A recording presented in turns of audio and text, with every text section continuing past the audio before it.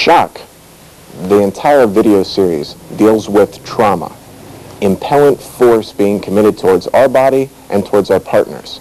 We have to take the utmost care in delivering and receiving shock to our bodies. Remember that you have to remain slow and incremental in your training. It should be done under the supervision of your trainer and, of course, of your own common sense.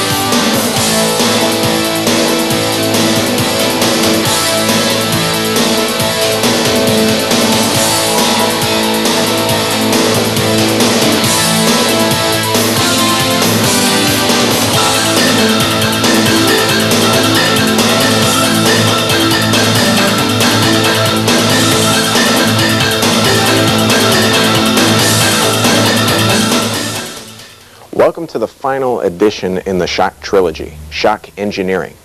The premise that we're going to be concentrating on in this edition is the ability to take his energy through diminishing our fear reactivity, take his energy and use it back against him. Now, the physiological principle that we're going to be exploring is stored elastic energy, SEE, stored elastic energy. How his action creates a simultaneous asymmetrical action in our body that stores his force within us that we're going to propel against him with our impellent force.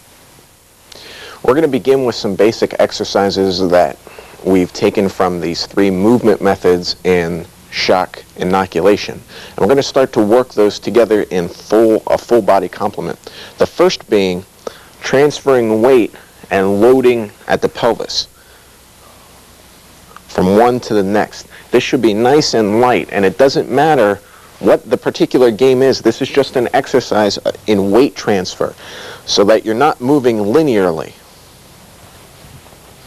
but screwing your body and staying loose, moving one to the next. In the Ross system, this is actually part of an old dance called playing the accordion. But the basic biomechanical element in this is loading and storing energy into the largest ligament in your body, the iliofemoral. Back and forth. It's a good warm-up to keep yourself loose and move back and forth.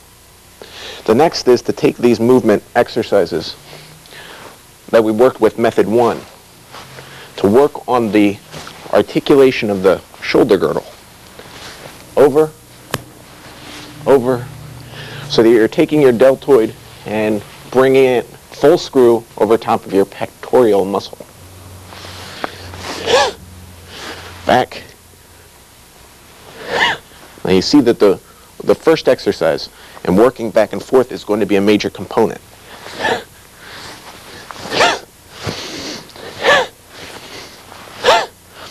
Work work on the breathing. If you haven't gone through the breathing yet, make sure you get a hold of the breathing tape because it needs to be a compressed ventilation. If you don't have that compressed ventilation, when you are struck, shock absorption is not going to be enough. You're going to have the wind knocked out of you because your organs have no room to travel. The motion is not sufficient. You need the respiratory pattern. So, once again, roll the shoulder over. Some of you at first watch this in the mirror because you're going to have the tendency to. We're not lending ourselves the suppleness in our shoulders, the plasticity that we need not only to cover and move, but to create elastic energy and propel it forward from the shoulder. So, this exercise will give us that natural elasticity into our shoulders. In a future tape on joint mobility and articulation, we'll discuss this even further, but for now, work on this basic arm screw. And don't forget that you have to load at the hips. Next, take this singular motion, the rotating of the shoulder, and add into 3 dimensions. This wave, shoulder, elbow, wrist. Shoulder, elbow, wrist. Allow this to travel so that the body, once you're comfortable with this, take it in both arms asymmetrically and work first in double figure 8s on the ground where your figure 8 is parallel to the plane of the earth. Bring it upward so that the plane is perpendicular to the angle of the earth. Remember, the root control is at the shoulder. We'll explore this in depth on a later tape. For now, the most important part is feeling where you're loading. Feeling where you're loading. And then finally, take this outward.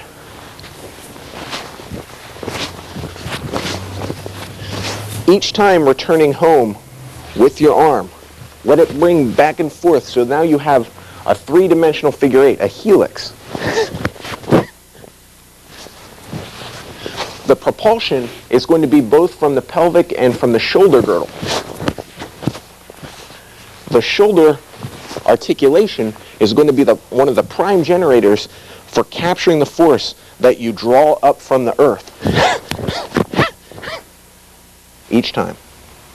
We're going to discuss this in depth with a partner. As we said in the beginning of shock absorption, the key to performance enhancement is energy management. One of the reasons that we began with these suppleness exercises is so that we could release the tone, the residual recruitment in our tissues. Pre-competitive and pre-fight anxiety tends to make us clench. If we clench, we're already consuming our muscular reserves. This releases that tone, releases that neuromuscular recruitment. So what we'll start with is working on these basic exercises in angles, keeping our arms loose but not flaccid, but to give us a visual reference of 8 angles, 2, the diagonals, and the horizontal. If I can show it from this angle. The horizontals, the diagonals. If you picture yourself, and this is a good way to remember this, if you picture yourself trying to throw a punch on the ice, you'll remember to load with your body and not try and dig in. If you dig in, you're not going to have the tissue recruitment that you need for power generation. You'll be trying to impose upon him a technique. First, we, through shock absorption, diminish our fear reactivity. We'll have the wherewithal to absorb his force. Now, once it's absorbed and stored in our body, we can deposit it back upon him. We'll start first. Now, this is a good exercise to go back and work shock absorption with your partner. He's going to be breathing and absorbing each blow. Work on your 8 angles so that you're coming through and storing each motion. Stored, stored, stored, stored. Each time. back and forth. Now you notice that these are nice and tight, but they're not clenched. They're in on the body. This is the difference between a division between a striking and grappling game and you being able to sew that gap together, which is one of the most important purposes of this tape, so that you don't see a division between striking and grappling. This all happens at once. Before we go any further with shock engineering, what we have to understand is the concept behind this. Engineering. What we're doing is not a rote imposition of force onto his body. We're going to be saturating him with all of our intention. All of the force is going to be committed towards one goal, and that is placing him down onto the ground. If you look for vital targeting, for precision, that's your technical game. You should be researching that with your particular instructor.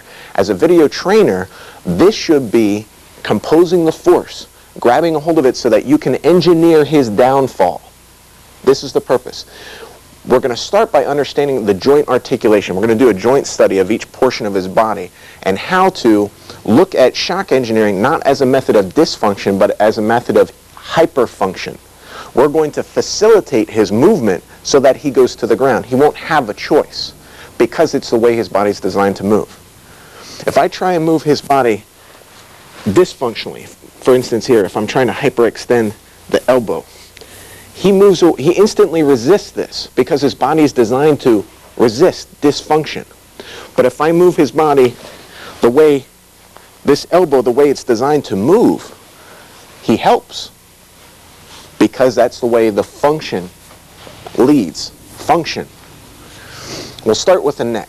Now, we know that stay loose. We know that it moves back and forth. We know that it moves up and down. But we can load his spine, in this case, his cervical vertebrae, by taking him up at an angle to put impellant force into his spine. Once again, study this. This is 2 dimensions. 2 dimensions, back and forth, up and down. But we can load it with energy by taking it in 3 dimensions. It's important that you work with your partner and study these slowly. If you snap your partner's neck, you're not going to have a very long training session, and you're going to be breaking your partner. So work slowly to understand how to load energy into the neck. Next, turn this way. The shoulder. We discussed this a bit when we worked on the shoulder exercises at the beginning of the tape, but notice that the humerus bone depresses and elevates. Depresses and elevates. Not only that, but we have a 135-degree range of motion in circumduction. So what we're going to do is load into a figure 8.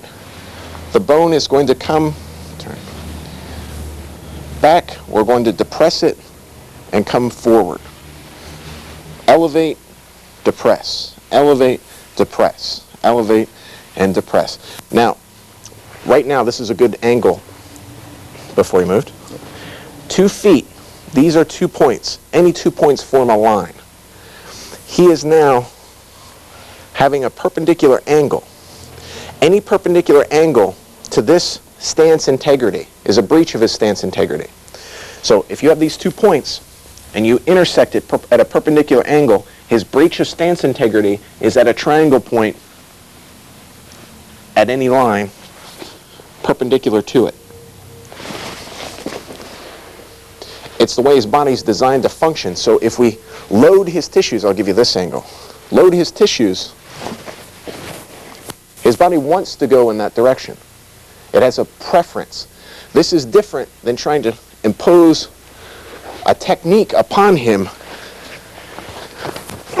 Here, his body can resist if we try and apply force to cause his body to dysfunction. But He has a preference to move towards that triangle point, and it's always changing. Look at the rotation of the joint. If he steps forward, now the perpendicular angle has changed.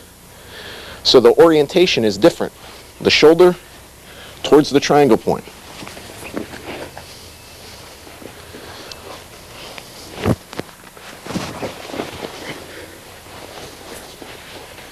Always look at it in relation to a breach of stance integrity. Next, we move from the shoulder girdle down to the elbow. Take your feet apart. You'll see now that we have two vectors. We have a vector here, and we have a vector here. We can facilitate his downfall if we follow the vector until he arrives at his triangle point, and then change vectors to the humerus bone. Once again, this is based on function rather than dysfunction. If he were stabbing with a knife, as he withdraws the knife, you can chase it towards this triangle point. If you try and grab a hold of this and pull it away from him, then it becomes a muscular game. Remember the joint articulation. We'll discuss this in a future tape. How to manipulate the ankles and the wrists. It's not within the scope of what we're doing right now with shock engineering. Down to the pelvic girdle. Notice that if you look at the construction, can you turn this way? The femoral bone does not shoot outright from the pelvic girdle. It's actually at an angle and comes back in with a big ball into the hip. Now, we don't have to get very anatomically precise, but there's a hook here, a trochanter it's called, that moves around the pelvis. Don't move so much, just the leg. Here. Once we understand the construction of loading here, we can, back up, turn this way. We can, through applying force, understand how to bring him once again to this triangle point, to screw him down into the ground. We accelerate that by understanding the knee in relation to the pelvis. We've seen many people try and lift and drive. As soon as you try and pick up the leg, the muscles engage to resist it. If you try and hyperextend the knee, come forward. If you try and hyperextend the knee, the muscles engaged instantly to resist the dysfunction. However, they cannot resist function. If they try to resist function, it accelerates the downfall.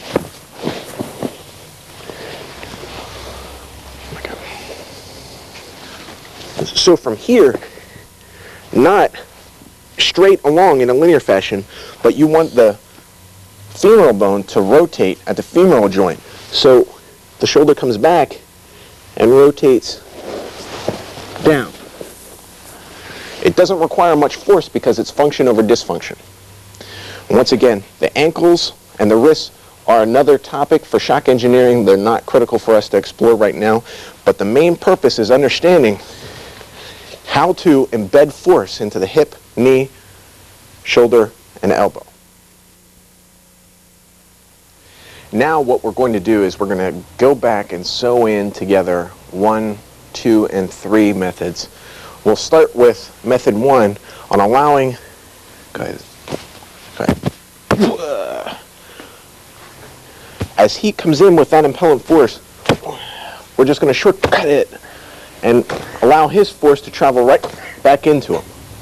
All we have to do is allow his extension to add force to us. Now we can do it on the outside or on the inside. What you do is you look for the root. If you don't have that fear reactivity of, he's going to hit me, what is he going to do? He's not going to do that much because you've been working on your shock absorption so that it really can embed a lot of force into him. But you have to remain relaxed. If you don't have the ability to diminish your fear reactivity, none of this none of this will work. So go back to shock absorption, start to work on absorbing blows before you proceed on to inoculation and engineering. Method 2, same thing.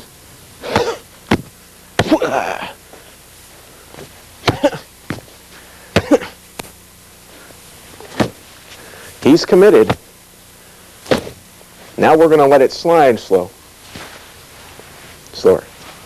As he comes through, we've inoculated it, and we let his force carry right across him.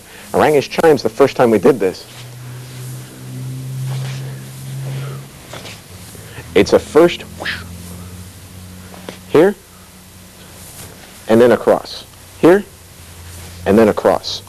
Same thing towards the head. Straight. Outside method 2, once it's inoculated, this adds in impellent force upon him. All we do is screw.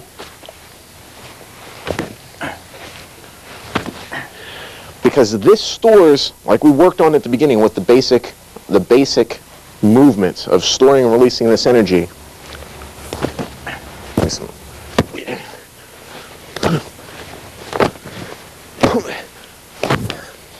Of storing and releasing that energy. Now, you see that each time Doug and I have to work back towards not that motor set. We can get into a motor set of, he thinks I'm going to deflect it, because we're in a training environment that's secure and safe. So each time we have to stop and start again, fresh in our minds. If we get into, the training value decreases. Each time it has to be impellent force. In a moment, we're going to be seeing how that applies to method 3. Once again, we're doing a short overview on how to take the 3 methods and store elastic energy from his impellent force to return it into him. With method 3, as this round comes in,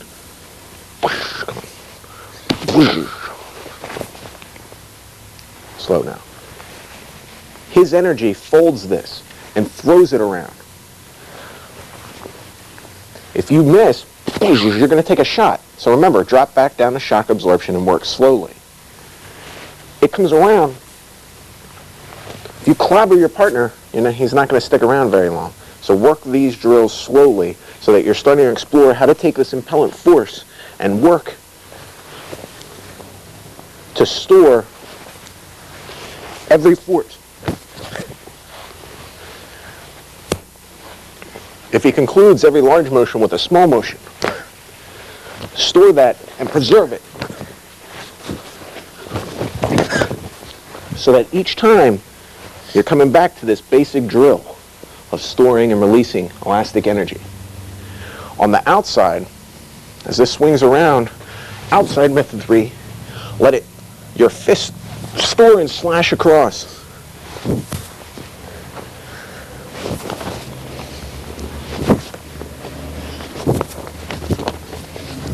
Each time.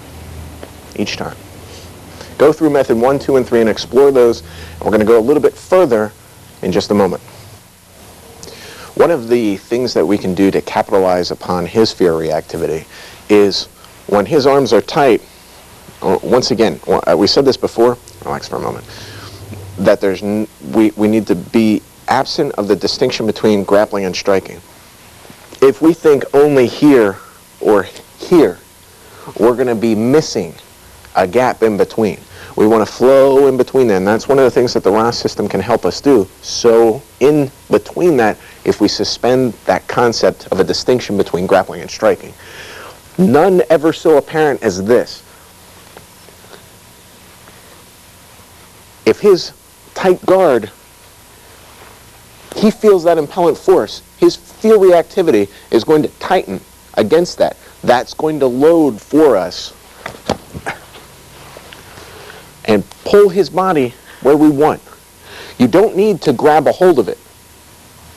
All you need is to feel where his force is going. In this direction. I want to show you, when we were working in class, an example was made of covering here. It's instinctual to cover what feels like a vulnerable part when you're fear reactive. You pull here and they cover. there's always an opening. You never have to create one. All you have to do is play upon his fear reactivity. Same thing is true if his hands are out a bit. You don't need to go to here. You can come right into the elbow because we did that joint study. Right in, counting upon his fear reactivity to capitalize upon that fact. Out. There's his breach of stance integrity. Use your elasticity to blast him into the ground. Your strikes are not merely for bodily trauma. They're to saturate intention, saturate towards one singular goal. Now, a great exercise to work on this is to work from one to the next to the neck. So you're working.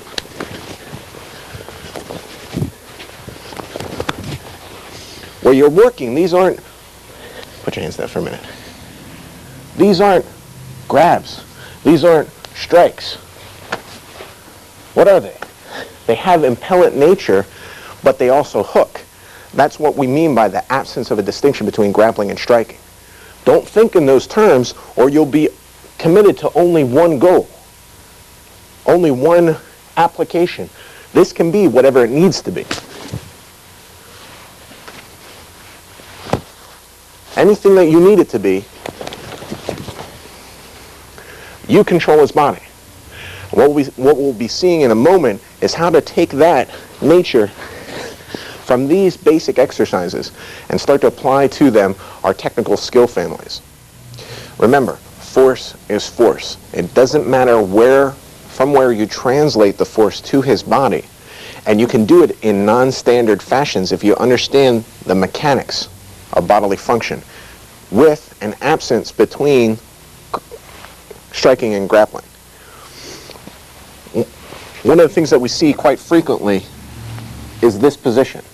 Now, I want you to visualize this when we work on this basic drill of stand up straight. From here, being able to put a load of force through this basic exercise upon his body. From here. Notice, this is just one articulation, just an extension of the elbow. When you add into this the rotation on the shoulder, you can it's a staggering amount of force because it's rotational value. Here, is it striking? Is it grappling? It's neither. It's one impellent use of force. You need to be super careful. And you notice that with Doug, I wasn't blasting his head. It'll rock and cause brain trauma. You need to understand that these are exercises that we work on. One way to explore this is from here. Come closer. Notice the chin comes up. Once the chin is up, he is on the roundedness, the balls of his heels. They're round features. Once his chin's high, all it takes is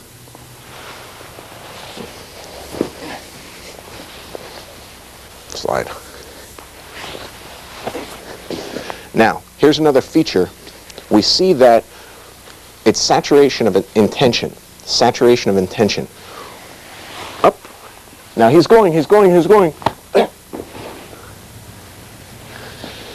We're not thinking in terms of technique 1, technique 2, technique 3. You're allowing your techniques to come out of you because you've composed together this melody of force. You're using that as the catalyst to access your fighting skills. Yeah.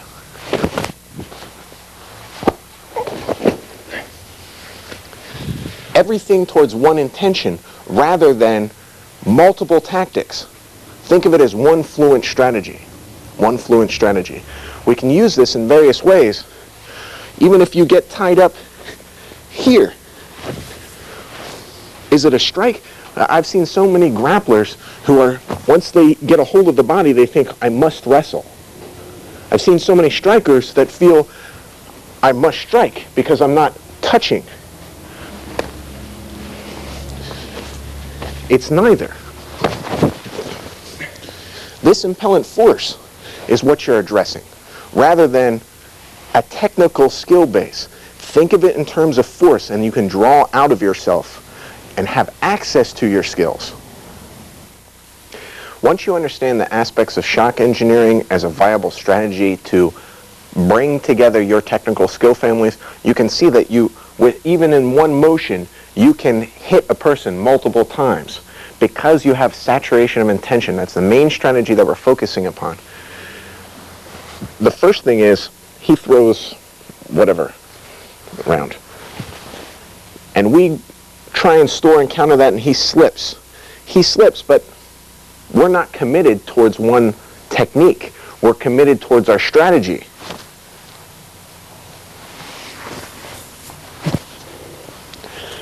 Throw it again.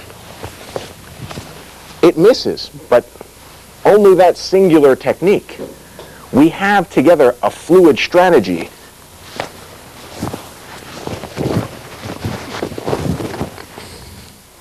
Even if he should be able to slip through, because we're not committed towards one technique, we can engineer whatever downfall, whatever skill access happens to come out.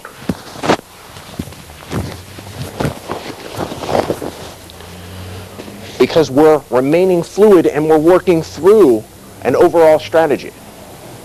This should be immediately obvious to anyone with a grappling game or anyone with a striking game, that this same ability to use joint articulation, you turn this way.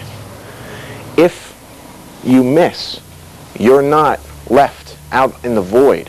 If you once again fall this under the domain of saturation of intention, if you miss here, you come through and he happens to evade, you still have options. Here, turn this way. Your foot is not your only weapon. Your whole body you can use towards his downfall. The same motion that we used with the elbow. Come up. We see this all over the place. People are trying to throw when all they need to do is pop.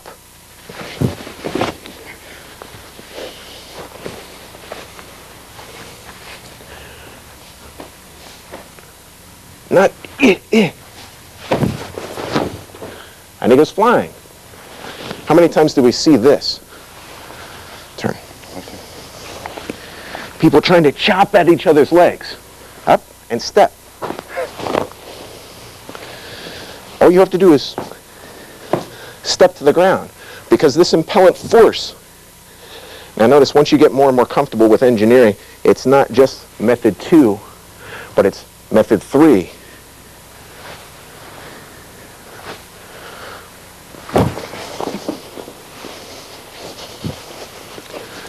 This type of leg fencing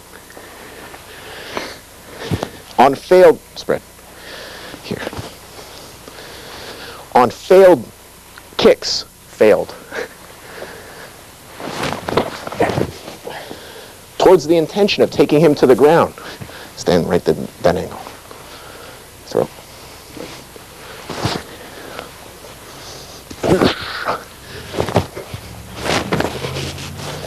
Right to the ground. This leg fencing can be, throw it again. He bends over, bends over, into the head. It doesn't matter where his body happens to be. That's the point. It's not a technique to technique based strategy. It's an overall strategy where we're working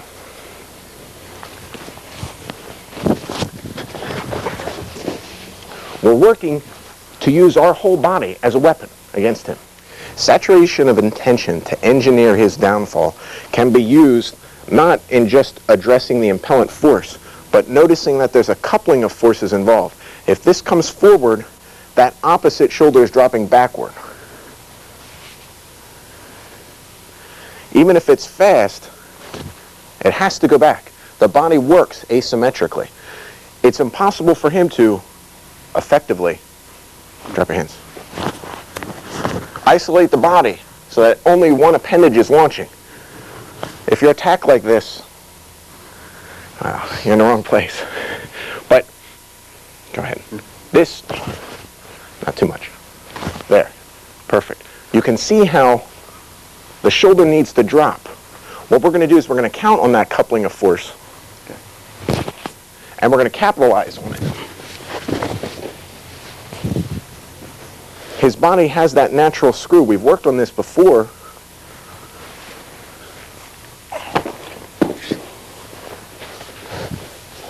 To use the rest of our body against him. Coupling. Now, notice also on the hips, this coupling of force screws him into the ground.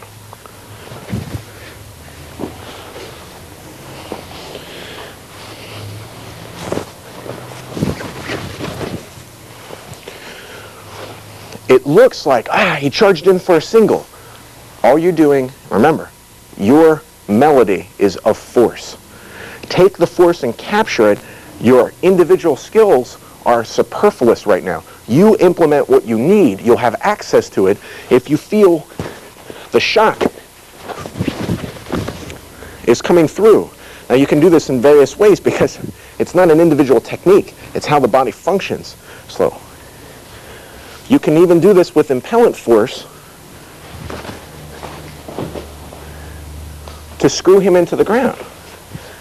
I'll be very slow on this next one. Step. Be careful. And it's easy to break an ankle. But you see that it's just screwing from here.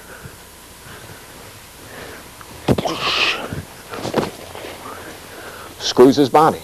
Screws his body. We'll take a break and we'll get right back to it. A critical component drill to shock engineering is a drill called soft work. This is where you're taking the attacks and collapsing and folding under them.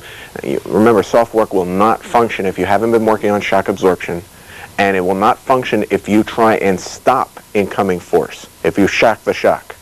You have to inoculate his force, make it harmless so you can capture it. Then you can engineer an efficient response to his attacks. When you work softly, you're decreasing the velocity and working on your three methods so that his force continues. As this comes in, you work. Now notice that Doug isn't throwing a series of techniques. He's trying to remain in flow. If you throw a series of techniques, what do I throw next? What do I throw next? You drop back into that conscious volition, into that reflective mind of, oh, what do I do? What do I do? There's an old saying, if you can see a punch, it's too late.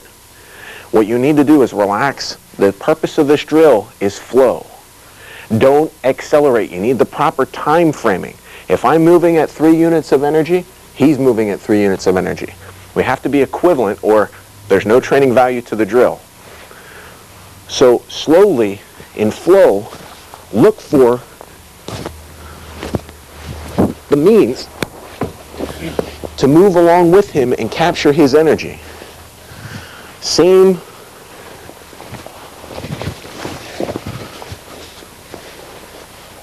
time framing. You're working on this flow.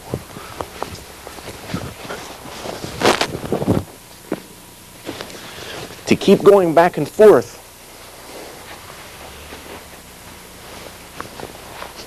remember, if you start to get into a motor set where you're just putting your hands out, take a few shots so that you drop back to shock absorption. Make your keep your partner honest and yourself honest. Throw the other one. Now you know, keep going. Now you know that, okay, soft work. These are still flowing.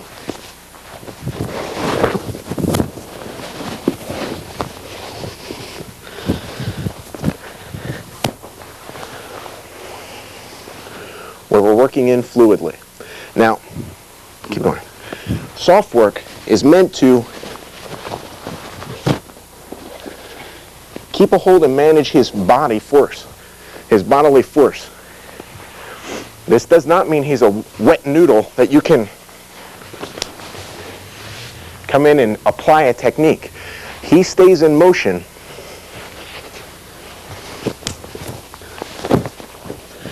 so that you can find where that coupling of force is. It's a training drill. We're not sparring. In a moment, what we're going to do is discuss fisticuffs. This is how to apply inoculation in a fluid environment so that we can engineer a strike. The subsequent drill after soft work is the ability to work from a grabbing where we've already clasped onto each other. From here, how to engineer strikes from in this range. Because what happens is, because of that distinction between grappling and striking, we remain fixated on it. Either we're punching and kicking or we're wrestling. To remove that, we have to compose a drill where we start from here. And what we look for in the drill are open targets. Now, it's relatively soft, but we're trying to, one, keep wrist control.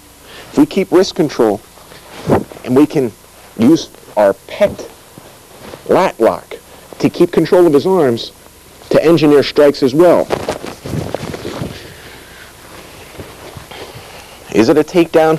Is it a strike? It's neither, because you're working in this range. Remember, snapping.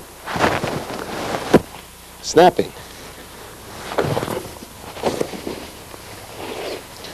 From this trapped environment, we work back and forth, and he's trying to control my arms. I'm trying to control his. And I look where his pressure. At this moment, he's pressuring up on my arm and pressuring down on this. So, going with his flow,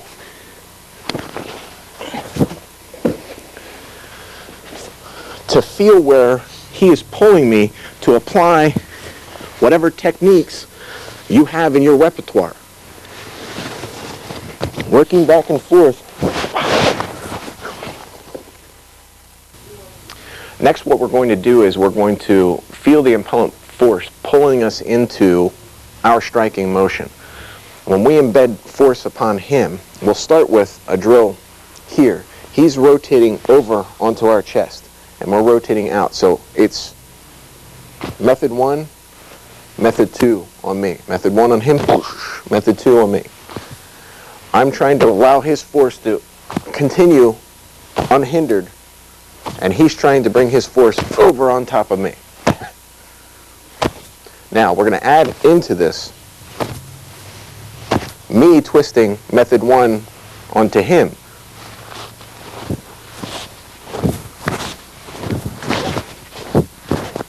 He's still trying to embed force on me. Now, I've been doing this a little longer than Doug, so he's getting some of the force here. And it'll come around rather quickly. Once you feel how to move through, now Doug's getting better already. How to embed the force. Okay? Now, we can see this, straight round straight. Here, bring it right back.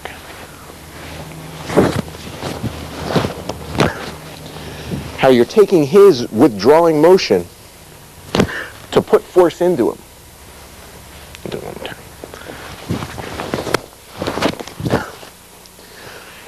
You can embed a great deal of force because of the basic exercise that we've been working on, staying loose and letting his motion increase that stored elastic energy into us. When we go on a little bit later, we're going to show this in a dynamic sphere called fisticuffs. Probably the most challenging of the drills in shock engineering is the drill fisticuffs. Now, we've alluded to this earlier in the tape, but what cannot be forgotten is that you cannot take away from this shock absorption and shock inoculation.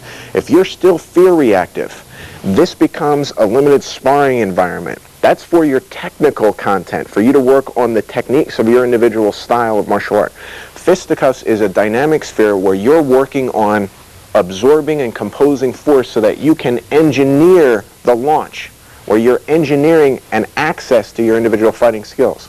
This is not where we apply our techniques. This is an important difference.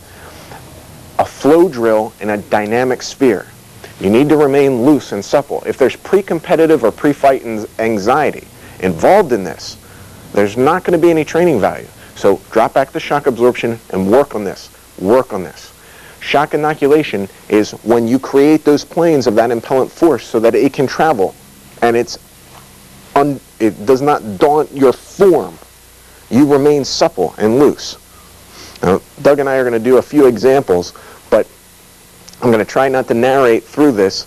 I want you to see where, when you're working on this, make your main target the middle of this solar plexus. And why do we choose this target? Because you need to remain without pads when you're doing this, so that you can feel through. If you can move and evade an incoming force to your center mass, you can evade it anywhere, because this is the least mobile point in your body. If you're involved in firearms, you know, you go for center mass. Same thing when you're working on this drill. If you can move around this, you'll gain that ability to engineer a strike while evading the most difficult of impellant forces.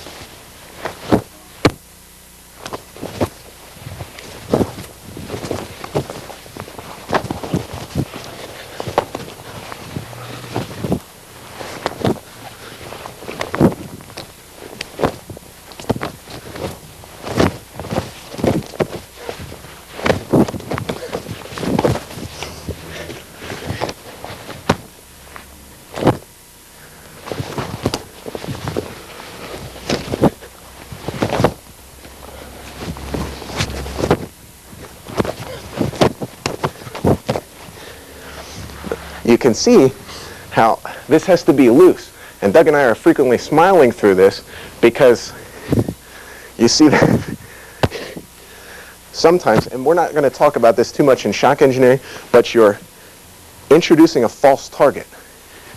It's not, you're not trying to be cocky, you're not trying to be boisterous. What you're doing is you're drawing him, baiting him with a lure, and also giving yourself a greater articulation. Now notice we're also just using our fists for now. In this fisticuff sphere, you need to remain limited so that you build upon your skill development in flow. Once you become a little more comfortable, then you can start to add in the previous drill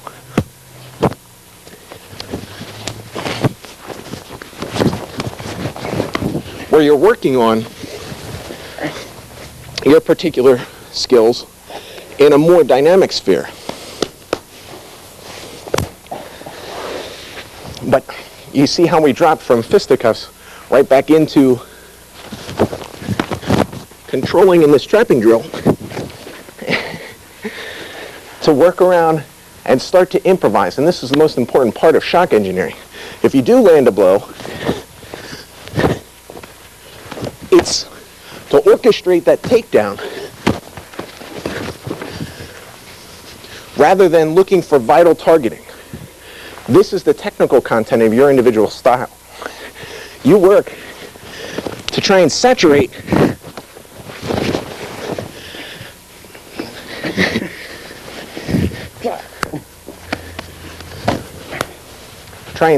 the intention of getting him to the ground. In this final drill, what we'll do is compose leg fencing that we worked on earlier with the fisticuffs and give it more of a dynamic sphere. We're going to look for staying fluid. We're not fighting. This is a flow drill. We are not sparring and working on our individual techniques. Remember, this is a flow drill. We're trying to engineer the force that we capture from him.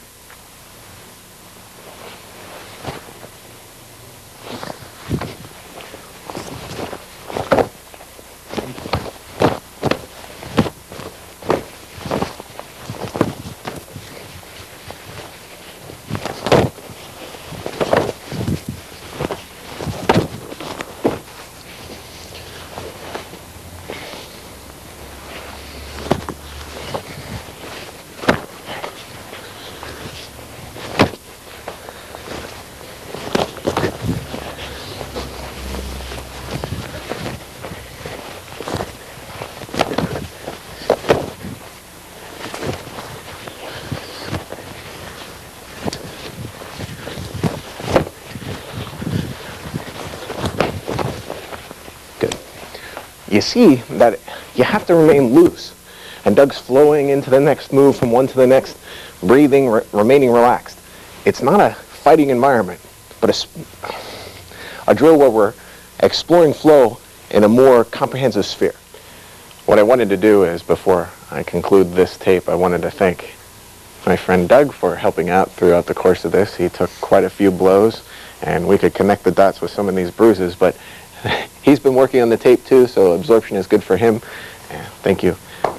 Now, what I wanted to point out was that this series intends to enhance your training performance.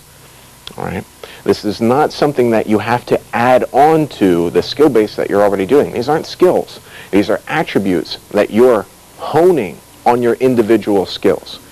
In future tapes, in future series, what we'll do is we'll see how this impellent force can be added in a more intense environment and longer drawn out engagements in different environments, in different venues, in different theaters, whether they're knife attacks, firearm contact engagements, multiple plural assailant engagements.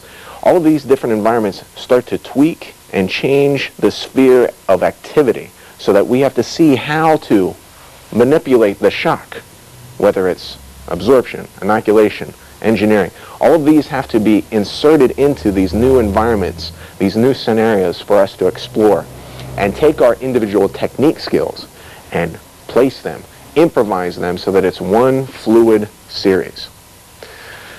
For now, what I want you to do is I want you to go back through the tapes, start adding and implementing these drills into your home study and adding them into your workouts with your partners. In future drills, we'll start to explore these even further. Thanks. Take care.